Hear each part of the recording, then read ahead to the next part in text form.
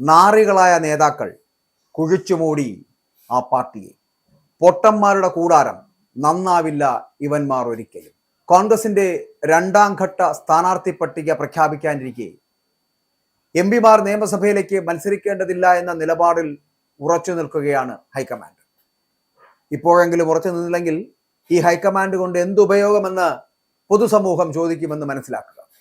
അപ്പോൾ ഇതോടുകൂടി സംഭവിച്ചിരിക്കുന്നത് KPCC പ്രസിഡന്റ് K സുധാകരനും മുൻ KPCC പ്രസിഡന്റാട്ടോ അടൂർ പ്രകാശും ഇത്തവണ മത്സര രംഗത്തുണ്ടാകില്ല എന്ന് ഏറെക്കുറെ ഉറപ്പായി. മത്സര രംഗത്തുണ്ടാകില്ല എന്ന് വെച്ചാൽ UDFന്റെയും കോൺഗ്രസിന്റെയും പേരിൽ ഉണ്ടാകില്ല എന്ന്.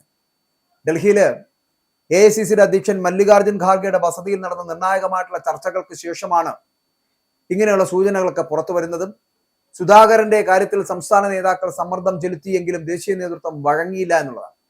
എം പിമാർ കൂട്ടത്തോടെ നിയമസഭയിലേക്ക് മത്സരിക്കുന്നത് തെറ്റായിട്ടുള്ള കീഴ്വഴക്കം ഉണ്ടാക്കുമെന്ന കടുത്ത നിലപാടിലാണ് ഖാർഗെ.